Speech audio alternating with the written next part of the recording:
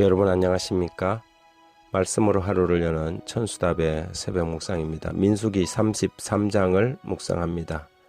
눈의 가시와 옆구리에 찌르는 것. 본장에서는 이스라엘이 1월 15일 6월절 이튿날 애굽의 라암셋에서 출발하여 가나안 점령 전쟁의 본영인 모압 평지에 이르기까지 40년 동안 40번의 진을 친 것으로 나타납니다. 진을 쳤다는 것은 그들이 그곳에서 얼마가 머무르다가 이동했다는 뜻이지요.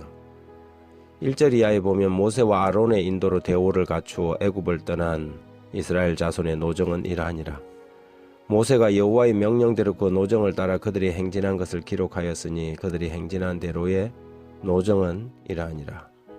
그들이 첫째 달 15째 날에 라암셋을 떠났으니 곧 6월절 다음 날이라. 이스라엘 자손이 애굽의 모든 사람의 목전에서 큰 권능으로 나왔으니.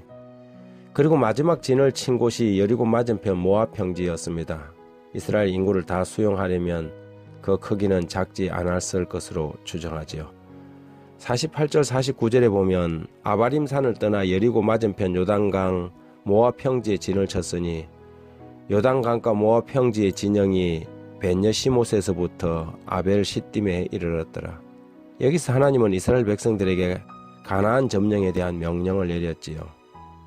50절 51절 이하에 보면 여리고 맞은편 요단강과 모압 평지에서 여호와께서 모세에게 말씀하여 이르시되 이스라엘 자손에게 말하여 그들에게 이르라. 너희가 요단강을 건너 가나안 땅에 들어가거든 그 땅의 원주민을 너희 앞에서 다 몰아내고 그 새긴 석상과 부어 만든 우상을 다 깨뜨리며 산당을 다 헐고 그 땅을 점령하여 거기 거주하라. 내가 그 땅을 너희 소유로 너희에게 주었음이라. 하나님은 가나안 족속을 남김없이 몰아내라고 명령하셨지요.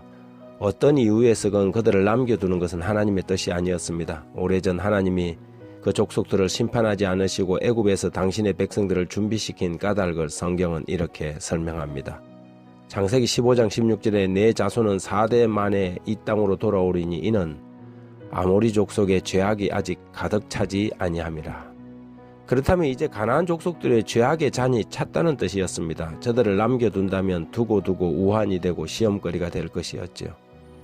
민수기 33장 55절에 보면 너희가 만일 그 땅의 원주민을 너희 앞에서 몰아내지 아니하면 너희가 남겨둔 자들이 너희 눈에 가시와 너희 옆구리에 찌르는 것이 되어 너희가 거주하는 땅에서 너희를 괴롭게 할 것이요.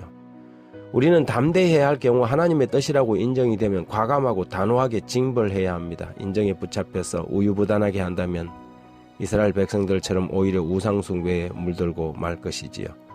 하나님은 교회를 이 세상의 죄악의 방파제로 세우셨습니다. 하지만 우리 안에 죄를 용납하고 원수의 끈앞풀들을 용인할 경우 교회는 신속히 죄악으로 기울어질 수밖에 없습니다. 그래서 부조와 선지자 544페이지는 이렇게 기록합니다. 하나님께서 당신의 백성들을 가나안 땅에 두신 것은 그들로 도덕적 죄악의 조수를 막아 온 세상에 범람하지 못하게 할 방파제를 삼고자 하심이었다. 그러나 이스라엘 백성들은 그들의 이 숭고한 운명을 돌아보지 아니하고 안일과 방종의 길을 택하여 가나안 정복을 완수할 기회를 잃었으며 여러 세대 동안 선지자가 너희의 눈에 가시와 옆구리에 찌르는 것이 되리라고 예언한 바와 같이 그들은 남아있던 우상 숭배하는 백성들로부터 압박을 당하였다. 공동체의 삶이든 개인의 삶이든 하나님의 명하신 것들을 온전히 제거하는 것이 가장 안전한 것입니다. 조금이라도 타협하면 결국 죄악에 휩싸여 오히려 죄에게 점령당하고 말지요. 어떤 사람들은 가나안 정복에서 하나님이 내린 명령을 두고 잔인하신 하나님이라고 비난하는 사람들이 있습니다. 하지만 그렇지 않으면 이스라엘이 죄악으로 물들고 멸망의 길을 걷게 될 것이었지요. 이것이 왜 우리가 철저하게 자신의 삶에서 죄악의 요소를 제거해야 하는 이유입니다. 그것이 결국 눈에 가시가 되고 옆구리에 찌르는 것이 될 것이기 때문입니다. 하나님 아버지 동정과 온유를 빙자하여 자신들의 죄를 타협하지 않게 하시고 죄의 문제를 다룰 때 냉정하고 철저하게 할 수 있도록 도와주십시오.